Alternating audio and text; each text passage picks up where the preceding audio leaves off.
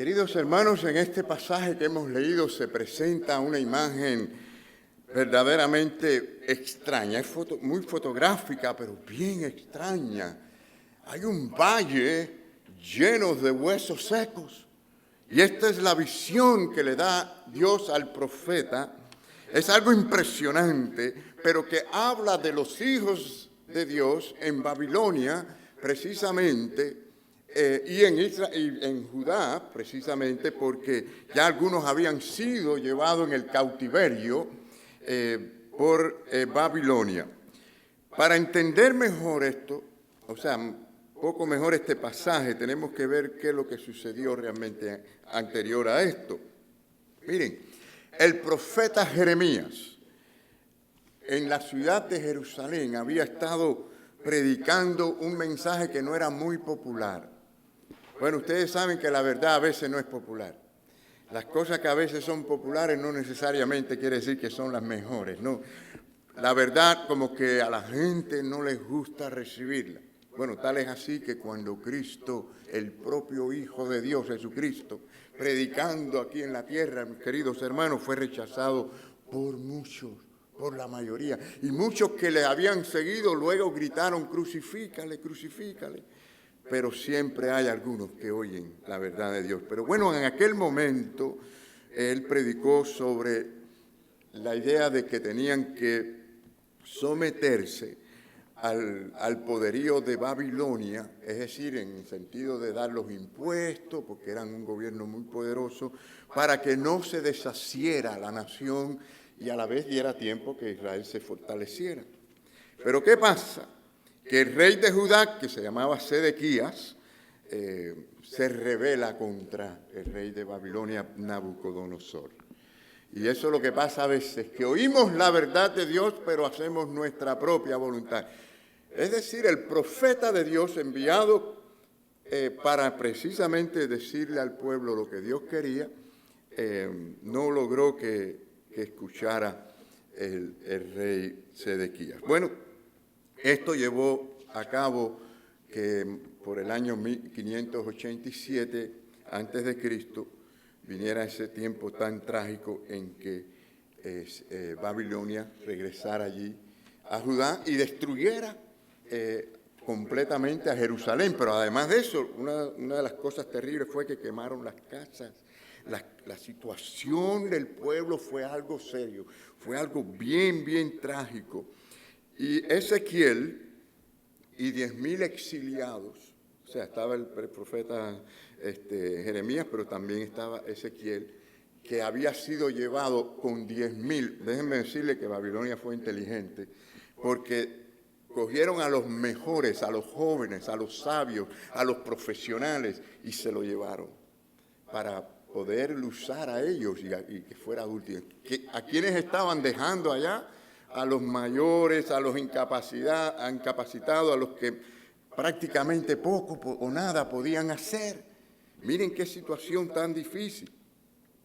Pero bueno, ellos habían estado viviendo en ese exilio como realmente en un campo de concentración en Babilonia. Ahora, Jeremías ya había comenzado varios años antes a tratar de hacerles ver a ellos que se quitaran esa ilusión de que todas las cosas iban a ser positivas. Es decir, a veces hay que aceptar la realidad y esa falsa esperanza de que iban a regresar y todo lo demás. Ahora, con la pérdida del templo y con la condición aquella de hambre, de no tener dónde dormir, estaban desesperados. Imagínense, hermanos, yo he visto el daño que ha hecho los huracanes en estos tiempos, cómo deja la situación en los pueblos y el tiempo que se toma poder levantar esto. Y esta destrucción de haber quemado las casas, haber destruido el templo. Yo me pongo a pensar en aquella época que no había los adelantos que hay hoy. Qué momento tan difícil para aquella gente, para aquella familia, y con bebés y con situaciones de todos tipos. Entonces, hermanos, miren lo que la gente decían de ellos mismos. Miren, en Ezequiel 37:11, y estamos diciendo todo esto para que veamos el contexto histórico y después sepamos cómo aplicarlo a nuestra vida espiritualmente. Dice, me dijo luego, hijo de hombre, todos estos huesos son la casa de Israel. Dios le da la visión y le da un valle lleno de huesos secos. Eran cadáveres. Pero para ahora hablar de la condición espiritual en que realmente estaba Israel. Pero dice, he aquí, ellos mismos cuando se vieron en esa condición dijeron, nuestros huesos se secaron y pereció nuestra esperanza y somos del todo destruidos. No tenían esperanza. Ahora, esto es un cuadro súper trágico si lo analizamos. Claro, cuando uno ve esta cosa de lejos, nos sentimos, pero cuando nos pasan las tragedias sabemos lo difícil que es. Ahora, la pregunta que viene aquí es la siguiente. ¿Podría Israel tener un levantamiento, un avivamiento? ¿Podía volver a tener vida? Fíjense que el mismo Dios le va a hacer esa pregunta al profeta. O sea que con esta extrañeza, con esta confusión, con este realismo tan dramático, caótico, el mensaje del profeta viene con un mensaje de esperanza. Aunque hoy vamos a enfocarnos en la parte negativa, realmente no tenemos tiempo para todo el sermón, vamos a hacer una parte y la parte más positiva la semana próxima. Pero sí, el mensaje era que los huesos secos que no tenían tendones, no tenían carne, no tenían la sangre, podían solamente con el poder de Dios volver a recuperar la carne, los tendones y toda la sangre. ¿Qué les parece? Vamos a ver ese final, cómo Dios hace esto. Y por supuesto que esto requiere fe, porque usted va a pasar por pruebas, por aflicciones en este mundo, y a usted le va a tocar, igual que a mí, a tener la fe de que Dios nos puede ayudar, nos puede levantar y nos puede fortalecer. Ahora, esto resonaba, era la pregunta. Dios le pone al profeta todo ese valle lleno de huesos secos. Y después que se lo pone para que vea cómo está Israel, él mismo le pregunta al profeta, ¿vivirán estos huesos?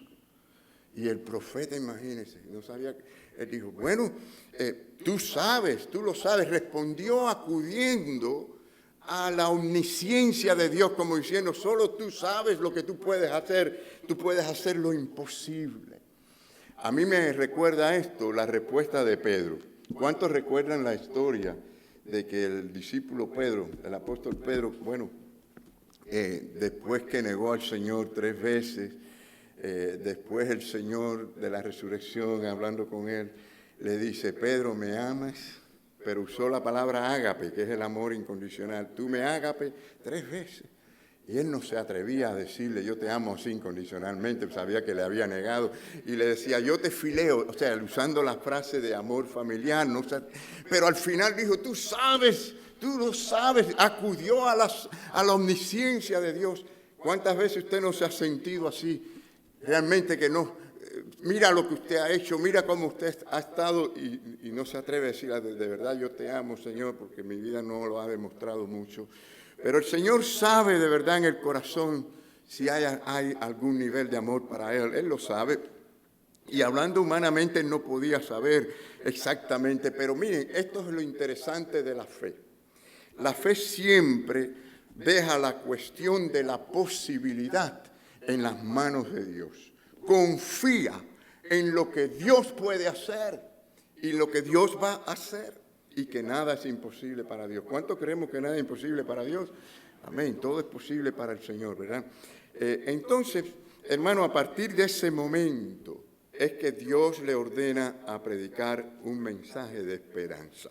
O sea, todo estaba terrible. ¿Cuántas cosas nos pueden pasar en nuestra vida? ¿Cuántas condiciones? A lo mejor usted está pasando por alguna preocupación, una prueba, alguna necesidad. Algo le está molestando en su corazón, en su mente. Pero saben, el Señor puede cambiar. Primeramente nos puede cambiar a nosotros. Porque fíjense que aquí no se trataba tanto de cambiar las circunstancias de momento como primero la parte espiritual. Ahora, yo quiero que pensemos en esto.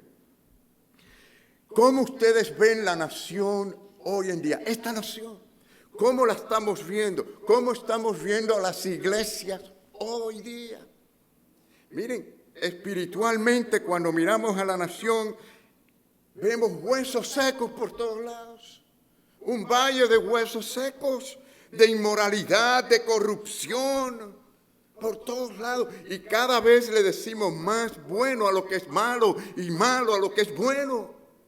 Bueno, eso lo dice la Biblia también, que será así.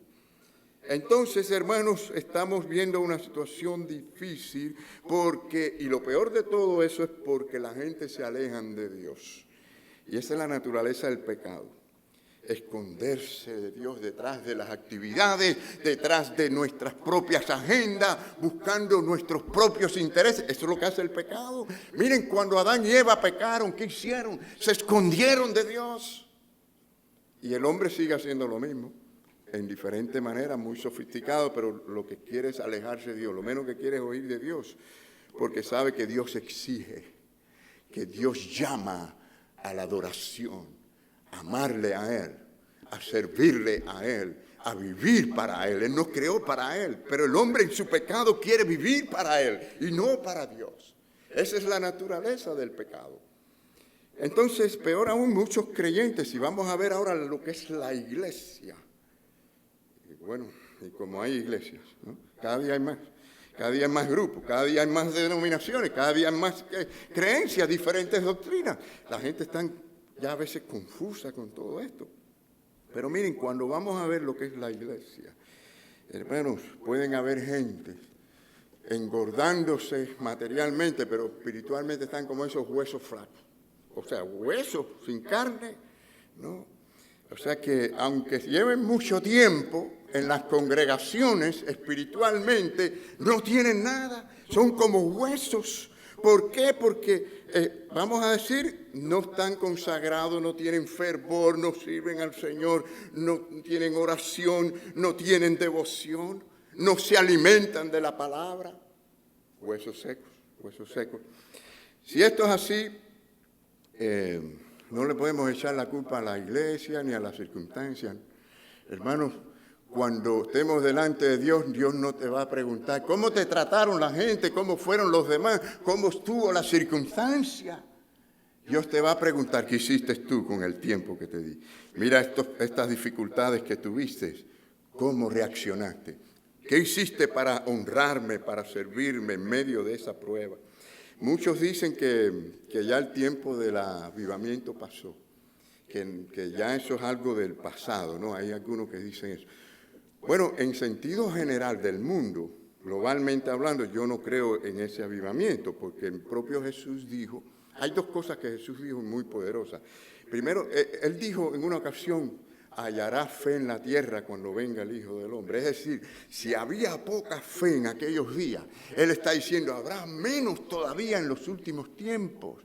Y habla de las señales de los tiempos de Noé, que la gente cada día más en su mundo, en sus prioridades, alejándose de Dios hasta que llegó el diluvio. Entonces, la otra cosa Él dijo, habló de dos caminos, uno ancho y uno estrecho. Habló de dos puertas, una ancha y una estrecha. Y Él dijo que eran muchos los que siempre entraban por el camino ancho de la vida, pero eran pocos los que entrarían por el camino estrecho y la puerta estrecha. Así que estas cosas nos dan a entender que no debe sorprendernos muchas de las cosas que estamos viendo. Pero hermanos, en la visión de Ezequiel se nos enseña que a pesar de las condiciones como estén, porque yo sí creo en el avivamiento local de las iglesias, en el avivamiento de los creyentes, y por esto hay este mensaje, para que haya avivamiento en las iglesias locales, en la iglesia Renacer, hay avivamiento en tu vida personalmente. Y nos enseña precisamente que a pesar de las condiciones, nosotros, y a pesar de que a veces pagamos el precio de nuestras faltas y de nuestros errores y de nuestras metidas de pata, el Señor nos puede avivar, fortalecer y levantar. Así que vamos a usar la visión de Ezequiel como una enseñanza para el renacimiento espiritual. Ahora bien, vamos a tocar solamente este primer punto y quiero hablar de la condición desesperada de aquel entonces, para que dos cosas, los huesos secos de los tiempos de Ezequiel y también los huesos secos de este tiempo de hoy. Miren, la gente en este pasaje de las Escrituras habían llegado, como les dije, a una conclusión de que ya no veían solución. ¿No le ha pasado eso a usted alguna vez en que usted ve la situación que usted tiene delante y tú dices, ay Dios mío, ¿cómo voy a salir de esto? O usted piensa, esto ya no tiene arreglo. Bueno, hay una gran diferencia, hermanos, una gran diferencia entre entender la condición pésima y ser pesimista. ¿No creen ustedes? Una cosa es entender que hay una condición pésima y ser pesimista, porque las personas pueden ser pesimistas aunque las condiciones sean normales para el resto de la gente. O sea, he visto personas pesimistas porque así son, no importa las condiciones. Ahora, cuando se es pesimista, se pierde la esperanza. Se pierde también, claro, si se pierde la esperanza, entonces se pierde también la razón por la cual luchar. Se pierde también el ánimo, la energía para hacer las cosas, para cambiar. Pero por otro lado, yo quiero que sepamos bien en relación con lo más importante que es la fe. Cuando falta la fe, hay pesimismo, hermano, porque la falta de fe es un pesimismo. Es un pesimismo y es una de las peores formas de pesimismo, es falta de fe. Y la fe, más bien en la palabra de Dios, es siempre la manera más optimista de pensar. ¿No creen ustedes? Cuando tenemos fe en la palabra de Dios, hay positivismo en la mente, en el corazón del hombre. Y en este caso notamos el pesimismo. Miren, quiero que veamos el pesimismo. Miren el pesimismo en Ezequiel 37:11. Miren, me dijo luego, hijo de hombre, todos estos huesos son la casa de Israel. O sea, le está diciendo, mira, tú ves todos estos huesos, así están la gente. He aquí, ellos dicen, nuestros huesos se secaron y pereció nuestra esperanza. Ellos sabían la condición que tenían, pero el problema es que ellos no veían esperanza, no estaban mirando a Dios como solución. Y somos del todo destruidos. Una condición, y es verdad que tenían una condición crítica, en sentido real, la tenían bien fea. Ahora, con estas palabras tenemos la condición allí de muerte, desaliento, desesperación, todas estas cosas, ¿no? Miren, hermano, vamos a pensar ahora en algunos huesos secos que pueden meterse en la iglesia de hoy. ¿Qué les parece? Hay algunos huesos secos que se encuentran en todas las iglesias. Y yo no creo que sean difíciles de notar, al contrario, son fáciles de reconocer. Y por supuesto, a lo mejor hay una parte del cuerpo que está allí que es hueso nada más. Y es extraño, ¿verdad?, ver hueso, una persona que sea hueso, o que tenga un brazo de hueso, o que sea la cabeza nada más, que sea la calavera. Es decir, eso es extraño, ¿no? Pero miren, en primer lugar quiero hablarles de los huesos de hombres y mujeres perezosos en las iglesias. ¿Qué les parece? Hay ese tipo de huesos, esas son la gente que no quieren ir a trabajar para el Señor, no quieren servir a otros y ayudar en la obra del Señor. Miren lo que dice la palabra de Dios, no lo digo yo. Lo dice Romanos 12:11, dice, en lo que requiere diligencia, le está hablando a la iglesia, no perezosos. Dios no quiere perezosos en la iglesia para nada. En la viña del Señor hay que servir al Señor y trabajar. Esa es la idea. Dice ferviente en espíritu, sirviendo al Señor. Esta es palabra del Señor. ¿Quién dice amén a esto? Esta es palabra de Dios. Ahora miren otros huesos de la mandíbula en las iglesias, ¿no? Imagínense que usted vea a alguien que esta parte de aquí sea hueso nada más, ¿no? Estas son la gente que hablan mucho y que hacen poco. ¿Qué les parece esto? Es decir, vamos a la Biblia, ¿no? Santiago, a ver qué dice Santiago del hablar, ¿no? De hablar. Dice, pero ningún hombre puede domar la lengua, un miembro tan chiquito. Y miren que Dios la quiso proteger tanto que le puso 2 puertas, le puso los dientes, ¿no?, que es de hueso, y después le puso los labios, y aún así muchos dicen cosas. ¿Cuántas destrucciones no han habido por la lengua, hermano? ¿Cuántos matrimonios rotos? cuántas guerras, cuántas muertes, cuántas tragedias, cuántas malas relaciones, padres e hijos, cuántos problemas por lo que se habla. Pero dice también la Biblia que de la abundancia del corazón habla la boca. La gente va a hablar de lo que está ahí adentro, ¿no? Entonces dice, pero ningún hombre puede domar la lengua, que es un mal que no puede ser refrenado por el hombre. Solo Dios puede hacer este cambio, ¿no? Llena de veneno mortal. Así que no trate de pensar que el hombre en su naturaleza es medio bueno. No, Dios dice que es pecador, es malo, somos malos. Él nos hace un ser bueno. Ser, en comparación con otros, sí, yo entiendo. Mira, este es buena gente, este es buena persona, en comparación con los hombres. Pero cuando nos comparamos con la ley de Dios, no somos buenos. Dice, con ella bendecimos al Dios y Padre, ¿y con ella qué? Maldecimos a los hombres que están hechos a la semejanza de Dios. De una misma boca proceden bendición y maldición. Hermanos míos, esto no debe ser así. ¿Cuántas veces hemos quizás criticado a alguien, condenado a alguien, y en otro momento hemos felicitado a esa persona? Es decir, tenemos que entender que de alguna manera, a veces estamos de una manera, a veces de otra. Tenemos que arrepentirnos de esto. Tercero, hay huesos que solo tienen grandes deseos en la iglesia. ¿Es bueno tener buenos deseos? Claro que sí. Pero hay gente que todo es buenos deseos, deseos buenos para todo el mundo, deseos buenos para la iglesia, bendiciones para ti, bendiciones para todos, y quieren bendiciones para el mundo. Pero allí se quedan con los deseos nada más. Estos desean que otros hagan, que otros trabajen, desean que otros den, que otros hagan la obra misionera, desean que otros sean los que hagan los ministerios en la iglesia, que otros ayuden, desean que otros estén alegres, desean que otros saluden, que llamen, que visiten, que digan amén. Muy buenos deseos. Pero allí se quedan con los deseos. Hermanos, esto es al revés, nosotros somos los que tenemos que hacer todas estas cosas. Ahora, déjeme decirle algo, cuando los deseos son de Dios, cuando Dios los produce en nosotros, no se queda con los deseos, hay un hacer, porque esto lo dice la Biblia. Es decir, nos relacionamos más con lo que hacemos que con lo que otros hacen en ese sentido. Miren, Filipenses 2:3. O sea, nos enfocamos en lo que hacemos nosotros y no tanto en lo que hacen otros. Dice Filipenses 2:3.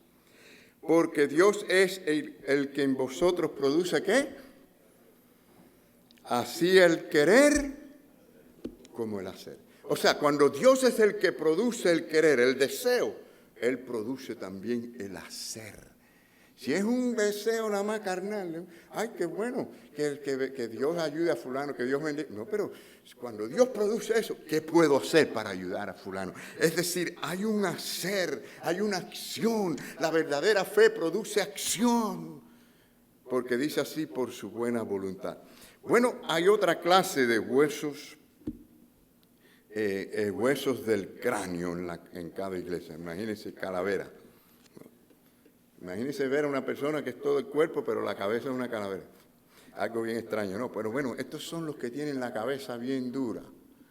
Esta gente no se les puede penetrar adentro de la cabeza, aunque lleven 20 años en la iglesia oyendo los mensajes unos tras otros. No importa que lleven 30 años, ellos no van a cambiar, no van a pensar que ellos necesitan cambiar, crecer espiritualmente, escuchar los estudios bíblicos, alimentarse para crecer. Están satisfechos. Están allí donde ellos están, no piensan que necesitan superarse en estas áreas. Sean silenciosos o sean habladores, de cualquier manera, ellos no van a crecer. Miren lo que dice la palabra del Señor. Porque estas personas son orgullosas, las personas que son así son orgullosas. Mateo 11:29 dice, aprended de mí que soy, ¿qué? Manso y humilde de corazón, dijo el Señor. Cuando somos mansos y somos humildes, escuchamos, aprendemos y aplicamos las cosas. Miren, Hay un pasaje en la Biblia que dice, obedecer a vuestros pastores. Yo no recuerdo cuando yo mencioné alguna vez este versículo. Pero dice a obedecer a vuestros pastores. ¿Por qué dice eso? Eso no es para que la gente se sometan al pastor, a todo lo que el pastor diga. Eso no tiene nada que ver, ni el pastor meterse en la vida privada, personal de la gente. Esto sería una mala interpretación de la palabra. Lo que esto significa es que cuando un pastor predica la palabra de Dios y dice lo que Dios dice, cae la responsabilidad sobre los oyentes de responder en obediencia, porque eso es lo que dice la Biblia. Ahora, si el pastor dice hay que testificar de Cristo, hay que dar las ofrendas, los diezmos y ofrendas, el pastor dice tenemos nosotros que consagrar nuestra vida, limpiarnos de toda impureza. Lo que el pastor predica que sea bíblico debe ser oído y debe ser obedecido por la iglesia. Y cuando dice obedecer a vuestros pastores, esa es una responsabilidad que le cae a los creyentes que están oyendo. Entonces, miren todo el lío que se formó allí en aquella época porque no oyeron o no obedecieron al profeta, lo que el profeta había dicho. Esto no quiere decir que el profeta era perfecto, no somos perfectos, pero somos mensajeros de Dios para predicar. Entonces, hermanos, están este tipo de gente. Jesús fue humilde en que supo someterse a la voluntad de su Padre. Y en la iglesia tenemos que someternos los unos a los otros en obediencia al Señor. Hermanos, hay huesos de nudillos, los knuckles, ¿no? Huesos de nudillos en cada iglesia. Estos son los que le gustan boxear, ¿no? Los que le gustan tirar el jab, ¿no? Con las críticas o con las actitudes. Y realmente esto no ayuda al crecimiento de la iglesia. O sea que estas personas se deleitan en criticar a otros que trabajan en la obra del Señor. Son exploradores y analizadores, y ellos creen que ese es su ministerio, de lo que hacen los demás, lo que dicen, lo que visten, lo que sienten, lo que expresan. Ellos creen que ese es su ministerio, el tirar ese tipo de jab a las demás personas. Miren lo que dice la palabra de Dios en Filipenses, capítulo 2, versículo 14. Haced todo sin murmuraciones, contiendas, para que seáis, ¿qué? Irreprensibles y sencillos hijos de Dios, sin mancha en medio de una generación maligna, perversa, en medio de la cual resplandecéis como luminares en el mundo. Es decir, si estamos en medio de un mundo tan oscuro, donde la gente no pueden confiar unos en otros, donde hay todo tipo de murmuración, de falta de carácter, los cristianos tienen que alumbrar, tienen que brillar en estas cosas, porque para eso el Señor nos puso en el mundo. ¿Sabe que se nos dan dos títulos muy, muy interesantes en la Biblia? Somos sal y somos luz al mundo. Esto es muy importante y tenemos que alumbrar. Bueno, también me gusta esta. Hay huesos de columna vertebral en las iglesias. Qué bueno que hay gente que puede ser columna vertebral. Y yo espero, vamos a terminar con ¿no? Pero yo espero que ese sea el deseo de cada uno de nosotros, ser una columna vertebral en la iglesia, renacer. Bueno, la pregunta que yo les hago es ¿quién ha sido llamado columna en la Biblia? ¿No? ¿Saben que en la Biblia se le considera columna de Dios a ciertas personas, ciertos grupos? Por ejemplo, al profeta Jeremías. Al profeta Jeremías se le dijo, porque he aquí yo te he puesto en este día como ciudad fortificada y como ¿qué? Columna de hierro. Bueno, muchos tipos de columnas, ¿no? Pero como una columna de hierro. Hermanos, qué bonito, ¿verdad? Y saben que las columnas tienen que ser fuertes, ¿para qué? Para soportar. Hoy la gente no quiere soportar nada. Cualquier cosita se ofende, son muy sensibles a cualquier cosa.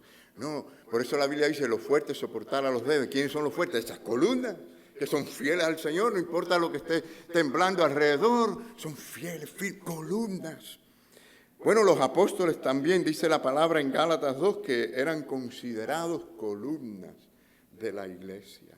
Los creyentes en general, según Apocalipsis capítulo 3, a ellos se les dice que si vencieren, el Señor le dice, yo los haré columna del templo de Dios. Miren qué bonito eso. El Señor le estaba diciendo a la iglesia, cuando ustedes pasen por la persecución que van a pasar, y estaban por pasar por tremenda persecución, y ustedes son fieles, ustedes serán columnas de la iglesia. Quiere decir que la columna tiene que ser firme, ¿no? El que es columna es fiel al Señor, no importa lo que suceda, es firme. Bueno, la iglesia misma también es llamada columna, dice la palabra de Dios en 1 Timoteo, dice, la iglesia del Dios viviente, columna y baluarte de la verdad. Porque la iglesia de Cristo está supuesta a ser la iglesia que se base en la verdad. Esa es la base. Si entra el engaño, si entra la mentira, se derrumba. No podemos andar, vivir, funcionar, ministrar, si no es en base a la verdad de Dios. Y eso es lo que hace que seamos sólidos. ¿Usted quiere ser columna, baluarte de la iglesia? Aprenda la verdad de Dios. Base su vida en la verdad de Dios. Además, las columnas, hay todo tipo de columnas, ¿no? Las hay de madera, como vemos en Primera de Reyes, en el templo. O sea, habían columnas también de madera. Muy interesante que en Esdras se habla del palacio de Persia. Por cierto, Esther se había casado con el rey de Persia, Asuero. Pero habla de la belleza de ese palacio, entre ellos las columnas de mármol. Columnas de mármol, qué bonito habrá sido eso. Pero también, como leímos ahorita en Jeremías, que Dios lo consideró como columna de hierro, hay columnas también de hierro. Y la Biblia menciona columnas de fuego, columnas de nubes. O sea que las columnas, hermanos, son el centro neurálgico. ¿No es así? Lo dije bien a los doctores que están. El centro neurálgico de la iglesia, las columnas. Y entonces, hermanos, estos son los que están detrás de la obra, detrás de los programas de la iglesia. Están preocupados por el hermano enfermo, oran por aquel, oran por el otro. Estos son los que están vivos en la iglesia y para la iglesia del Señor. Ahora, aquí viene la pregunta, porque tenemos que cerrar hoy, ¿verdad? ¿Podemos tener avivamiento? ¿Podemos tener un avivamiento cada uno de nosotros? ¿Podemos tener un nuevo avivamiento en la iglesia Renacer? No importa la condición, no importa si hay algunos huesos secos. ¿Podemos tenerla? ¿Sí o no? Claro que sí, en el nombre del Señor. Para esto el Señor nos habla en la mañana de hoy. Mi querido hermano, mi querido amigo, vamos a continuar el domingo próximo con la parte más positiva, que es un solo camino, el curso divino, ¿verdad? Y lo que Dios puede hacer, cómo Él puede levantar y levanta a los muertos, los hace vivos y convierte los huesos secos en cuerpos con carnes, con tendones, con sangre. Que el Señor nos bendiga en la mañana de hoy. Amén.